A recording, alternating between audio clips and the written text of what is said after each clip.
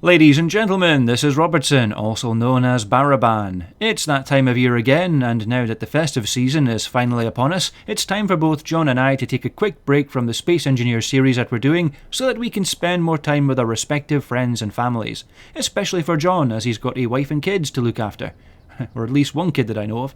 If I've got time, I might release one or two random videos over Christmas, but they'll most likely just be 5 to 10 minute things, maybe even a channel update.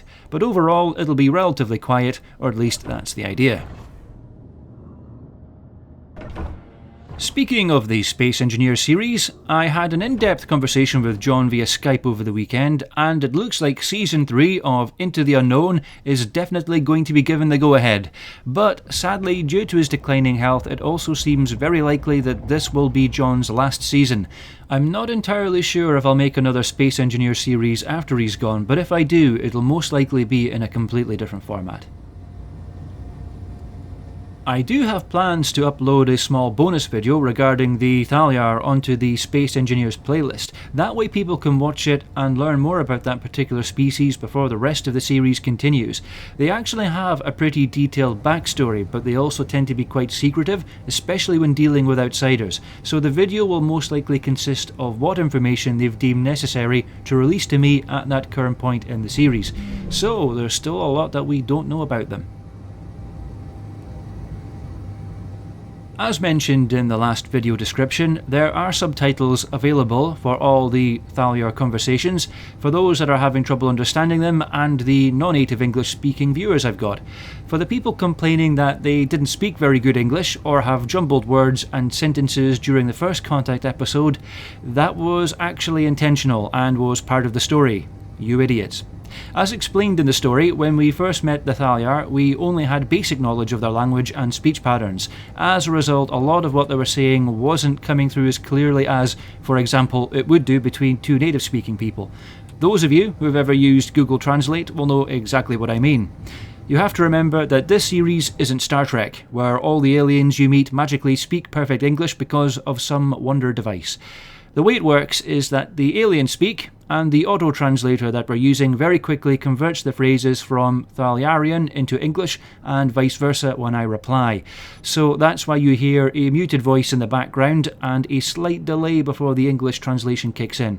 This is actually a method that was also used in some late 90s and early 2000s space sims, and actually adds a lot to the atmosphere of the story. It's not something that we're likely to change either, so for those that are complaining about it, well, sorry, that's just the way it goes. As I mentioned earlier, I've added optional subtitles for the Thali. I've added them via YouTube instead of in post-production for those that don't like text displayed on screen, and these can be turned on and off at will for those of you having trouble understanding them, but they will be in English only. The reason for this is that the series is aimed at native English speakers or people that speak it to at least a conversational level. Given what I've said above, any future conversations between human characters in the series will most likely not have subtitles, unless they just happen to speak with a really strong accent, of course. In other Space Engineers related news, the recent dev changes to the blocks that we've all seen will very likely be ported over to stable within the next few weeks, if all goes well, and that will work out great because when we come back to the Space Engineers Into the Unknown series, everything will look a lot better, and it can all be explained away as being improvements that we obtained as a result of dealing with the Thali. Clever, huh? Likewise, any mod spotlights or creation showcases will most likely be held off until the next stable update goes live with all the new blocks and in-game changes included. I do understand that there's a shortage of good quality showcases in the community at the moment, with some of the recent ones I've seen just being plain awful, to be honest, with guys giving excellent mods bad reviews just because they messed up or didn't read the description on how the mod works. And I even saw one guy who kept losing his train of thought, missing out entire sections and getting lost on the very ships he was supposed to be bloody showcasing, and they weren't even that big. So yeah, it's definitely something that people are keen to see me get back into again. Regarding the TerraFirmaPunk series, unfortunately that was on hold until further notice, as one of the recent updates seems to be causing a problem with the custom NPCs mod we're using. And since that's an important part of the series, we'll need to find some way of fixing it before we can actually continue. I've been playing it off and on over the last few weeks without that mod installed, but it's just not the same, and it does kind of screw up the background story we had planned. so unless we can find out what's causing the problem and fix it, or find an alternative to the custom NPCs mod, then the series will have to stay on hiatus for the time being. The Sentinel Outbreak series using the Ravage mod on the Winter Nap map may continue at some point. As some of you may already know, Ravage was updated recently, and unfortunately as a result the update has broken all the old saves, so this essentially means I'll have to start again from scratch. The chances are I will continue, but I'll just work off camera until I get to around the same point I was at before the update and carry on from there.